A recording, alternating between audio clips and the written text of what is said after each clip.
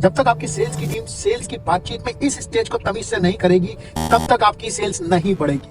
आपकी पूरी सेल्स इस एक स्टेज पे डिपेंडेंट होती है जिसे कहते हैं रिक्वायरमेंट गैदरिंग, और इसके अंदर दो इंपॉर्टेंट चीजें करनी होती है। सबसे पहली चीज, आपकी टीम के पास पूरी तरीके से कस्टमर से रिक्वायरमेंट गैदर करने के क्वेश्चन होने चाहिए, दोनों टेंजिबल मतलब फीचर रिलेटेड, कस्टमर क्या ढूंढा, और इमोशनल कि उसकी इमोशनल नीड क्या है। सबसे पहली चीज ये।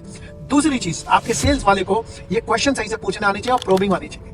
तीसरी चीज, आपको जब तक सेल्स के कॉन्वर्सेशन में आगे नहीं बढ़ना है, जब तक आपके पास एक रिक्वायरमेंट की लिस्ट नहीं बन गई, जैसे रिक्वायरमेंट 1, रिक्वायरमेंट 2, रिक्वायरमेंट 3। जैसे समझ लीजिए मैं कार खरीदने गया, तो जो कार खरीदने वाला उसने मुझसे पूछा सर आप क्या चाहते हैं, तो मैंने कहा यार मैं एसयूवी चाहता हूँ, ये रिक्वायरमेंट 1 हुई, और मैं चाहता हूँ कि वो एवरेज अच्छा दे, रिक्वायरमेंट 2 हुई, मैं ये चाहता हूँ उसका इंजन स्ट्रॉन्ग हो, वो रिक्वायरमेंट 3 हुई। ऐसे करके आपके पास जब आप सेल्स का कॉन्वर्सेशन करते हो तो कस्टमर की रिक्वायरमेंट लिखी होनी चाहिए। और इसके बाद जो चौथा स्टेप है वो ये है कि जब आप इस स्टेज को पार करने वाले हो एज ए सेल्स पर्सन, तो आपको अपने कस्टमर को ये वाली रिक्वायरमेंट रिपीट भी करनी चाहिए। जैसे मैं कहूंगा कि सर आपकी जो टॉप 3 रिक्वायरमेंट है वो ये है कि आपको एसयूवी चाहिए, आपको ये चाहिए कि कार एवरेज बढ़िया दे और इसका इंजन बढ़िया हो। जब ये वाली कंफर्मेशन हो जाए उसके बाद आप आगे बढ़ोगे नेक्स्ट स्टेज जिसे कहते हैं ऑफर देने की स्टेज, जिसमें सारी रिक्वायरमेंट्स पूरी होनी चाहिए और सिर्फ इसी बारे में बातचीत होनी चाहिए, इससे ज्यादा कोई बातचीत नहीं होनी चाहिए।